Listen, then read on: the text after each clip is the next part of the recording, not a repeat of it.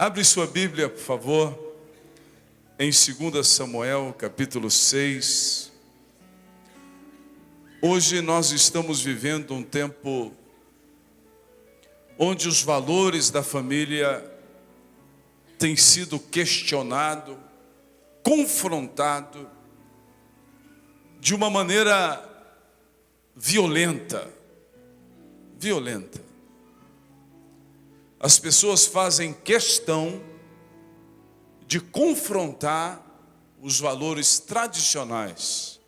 Eu não quero nem falar dos valores bíblicos, mas os valores tradicionais da família. Todo ser humano, todo animal, ele nasce ou macho ou fêmea. Isso é o natural da vida. É o natural da vida.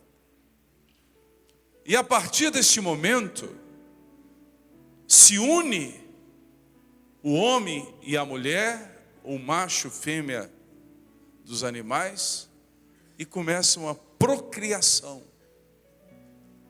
Isso é o natural. Natural. Satanás, durante anos, tentou destruir os valores religiosos. Não conseguiu. Mas agora ele vem com tudo para tentar destruir os valores naturais da família. Há muitos anos atrás, Deus me deu uma frase clara: família é um projeto de Deus.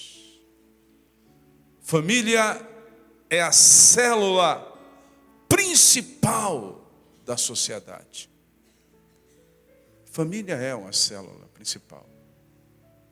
E pela graça do Senhor, pela misericórdia do Senhor, eu construí com a Rúbia a minha família dentro desse projeto de Deus.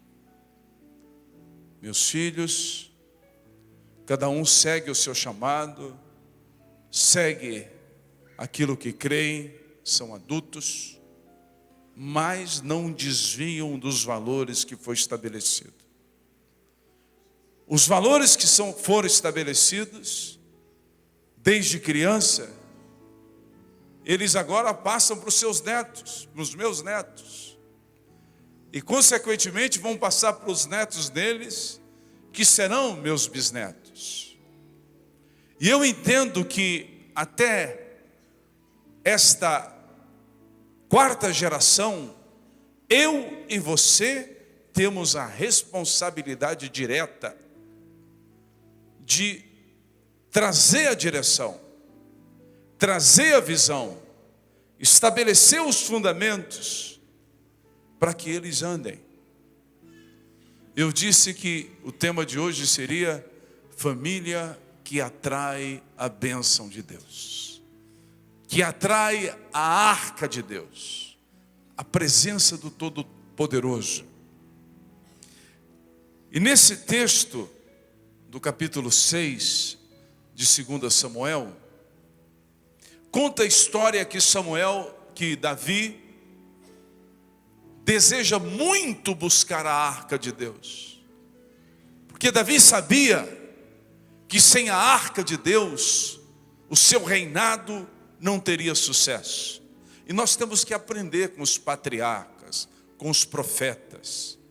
Eu e você não teremos sucesso em nada que formos fazer se a arca de Deus não estiver conosco. Se a arca de Deus não estiver conosco, os nossos projetos podem ser excelentes, mas eles não alcançarão o objetivo pelo qual ele foi estabelecido. E Davi, quando assume o reinado, ele diz: vamos buscar a arca de Deus, que Saul não valorizou.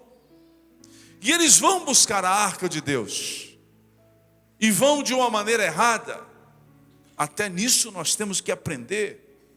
Nós temos que tomar cuidado. Porque nós estamos mexendo é com a arca de Deus, é com a presença de Deus. Eu posso fazer assim, eu posso bater a cabeça, eu posso ficar para trás, eu só não posso desconsiderar os princípios que Deus estabeleceu para que a arca venha. Quem está entendendo, diga aleluia. E a Bíblia diz que Davi foi buscar a arca jovem. Davi começou a reinar jovem de 30 anos. Davi começa 30 anos, é um garoto. E ele vai buscar a arca de Deus. Ele falou: esse negócio de buscar a arca de Deus nos ombros dos levitas, isso é na época de Moisés. Na minha época vai ser diferente. Vamos construir um carro novo. Seria mais ou menos uma Ferrari da época. Deus merece vir a arca, é no melhor carro, no mais bonito. Intenção maravilhosa, intenção tremenda. Ele queria apenas honrar a Deus. Mas Deus não é honrado com os meus métodos. Deus é honrado com os métodos que Ele estabeleceu. E Ele vai buscar a arca com um carro novo, e um dos seus homens coloca a mão na arca para segurar aquela arca, e Deus fulmina aquele homem, ele morre diante dos olhos de Davi. Davi deve ter pensado: puxa vida, o carro de boi balançou, a arca iria cair, ele foi segurar, a intenção maravilhosa, uma intenção tremenda. Só que diante dos olhos de Deus era uma irreverência, era uma quebra de princípio, e por isso ele morreu. E a Bíblia diz que Davi fica desgostoso, para no meio do caminho e fala: eu não vou levar a arca. E começa a consultar as pessoas: aonde nós podemos deixar a arca? Nós não podemos deixar a arca aqui na estrada, nós não podemos deixar a arca em qualquer lugar. Existe alguma família digna? Existe alguma família que está preparada? Porque se eu levar a arca para uma família que não está preparada, vai acontecer o que aconteceu com Uzá. A família vai ser fulminada. Não existe famílias perfeitas, mas existe famílias que atraem a bênção de Deus. Quem quer atrair a bênção de Deus para a sua casa? Levanta as suas mãos e fala: Senhor, eu quero atrair a sua presença. Eu quero que a arca do Senhor vá para a minha casa, Pai. E a Bíblia diz aqui no verso 10: não quis Davi retirar para junto de si a arca do Senhor para a cidade de Davi, mas a fez levar à casa de quem, gente? Obed-edom, o geteu. Obed-edom entra na história. Obed-edom entra na história de Israel. Obed-edom entra com a sua família na história. Obed-edom faz parte da história mais rica dos povos na face da terra. O rei Davi ouviu falar da casa de Obed-edom. Eu vou lhe dar uma profecia hoje: Deus vai ouvir falar da tua casa.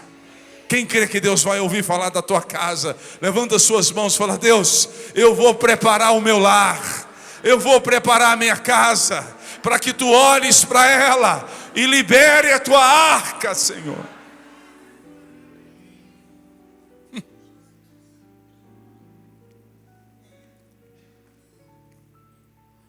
E Davi deve certamente ter falado, viu, bispo Rubem?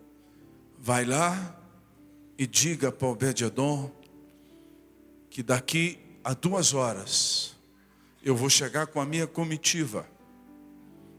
Davi já era o valente mais respeitado da sua geração. O homem que tinha vencido Golias, a história tinha espalhado, que tinha vencido os filisteus. Vai lá e diga ao Obed-edom que eu e minha comitiva vamos levar a arca do Senhor e vamos deixar na casa dele. Obed-edom devia estar sentado com a sua mulher na varanda, ele, a mulher e os filhos. De repente chega aqueles cavaleiros, soldados. O filho olha para o pai: pai, o que é isso? O soldado deve ter dito: o senhor que é Obed-edom? Ele falou: sim, minha visita é de paz. Eu vim comunicar a ti que o rei Davi está vindo para a sua casa. Ele deve ter olhado para a mulher e falou: meu Deus do céu, dentro de 2 horas chega o rei Davi. E Obed-edom deve ter olhado para o comandante e falou: comandante, o que o rei vem fazer aqui? Ele falou: não, ele não vai ficar aqui, mas ele está trazendo a arca de Deus para ficar na sua casa. Você vai receber a visita dos anjos, e os anjos vão falar para você: o Espírito Santo está vindo para a sua casa. Quem quer receber o Espírito Santo na sua casa? Levanta as suas mãos. Prepara que o Espírito Santo está trazendo a arca de Deus para ficar na sua casa. Aleluia! E a Bíblia diz aqui no verso seguinte: ficou a arca do Senhor em casa de Obed-edom, o geteu, 3 meses. Oh, que coisa! 3 meses. E o Senhor abençoou toda a sua família. E o Senhor abençoou toda a sua família. Toda. A descendência deste homem, dos homens contados, era 62, contando filhos e netos. E a Bíblia diz que quando Davi levanta o tabernáculo, porque o tabernáculo de Davi era diferente do templo de Moisés. O tabernáculo de Davi é uma figura do que Cristo fez na igreja. O tabernáculo de Davi não tinha divisões. A arca ficava no centro. A arca era a representação de Cristo. O tabernáculo de Davi não era só para os judeus, era para todos aqueles que se ajuntassem a ele, que amassem a presença do Senhor. E aquele tabernáculo tinha porteiros, homens que eram responsáveis, naturalmente e espiritualmente, para não permitir que qualquer pessoa mal intencionada entrasse no tabernáculo. Os porteiros tinham a percepção de selecionar os corações segundo a ótica divina, o discernimento de espírito para saber se era realmente uma ovelha ou um lobo para entrar ali. Não era apenas um porteiro como é hoje. Ele era um guarda. Ele tinha que ser um valente. Ele tinha que conhecer a Deus. Ele tinha que saber os valores de Deus para permitir que a pessoa entrasse no tabernáculo.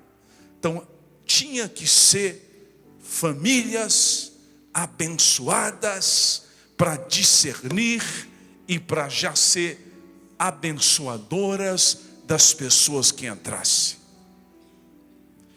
No capítulo 29 de 1 Crônicas, diz que os 62 descendentes de Obed-edom se tornaram porteiro do tabernáculo de Davi. Deus os colocou ali, e a Bíblia diz que eles serviram. Homens que conheciam a Deus, a família que conhecia a Deus, família que atraiu a presença de Deus para si. E Deus abençoou a sua descendência de tal maneira que eles foram guerreiros para proteger a entrada do tabernáculo do Senhor. Se tornaram abençoadores.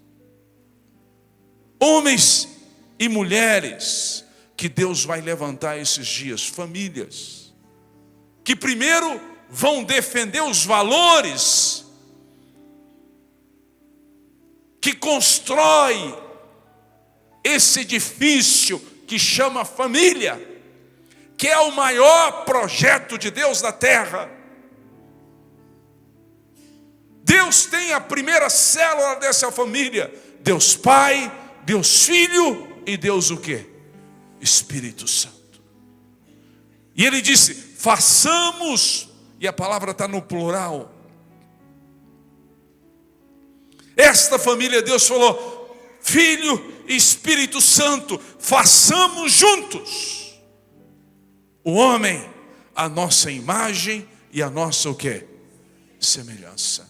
Deus quer que a família possa agir junto, fazer junto o projeto de Deus para que Ele estabeleceu para nós. Deus não quer que apenas o pai sirva. Deus não quer que apenas a mãe sirva. Deus não quer que apenas o filho sirva. Deus quer que os pais, os filhos, os netos e os bisnetos possam juntos fazer o projeto de Deus na terra. É meu, é seu direito. Talvez você não é o início da sua descendência. Você é filho, mas seus pais não estão aqui. Você pode tomar hoje a autoridade e olhar para trás e declarar, eu quero meus pais nesse projeto, em nome de Jesus. Nós seremos abençoados pela presença e tornaremos abençoadores através da presença. Agora, se você é o cabeça, você pode determinar até a sua quarta geração. Quem está entendendo isso, diga aleluia. Diga glória a Deus. José ordenou sobre os seus ossos para que Moisés levasse e o enterrasse perto de Jerusalém, não porque ele tinha essa unção originalmente em si. A Bíblia diz que Jacó o abençoou. Seu pai o abençoou. E a bênção de seu pai fez com que ele abençoasse seus filhos. Deus quer levantar a tua vida. Deus vai levantar a tua vida. Deus vai levantar a sua família.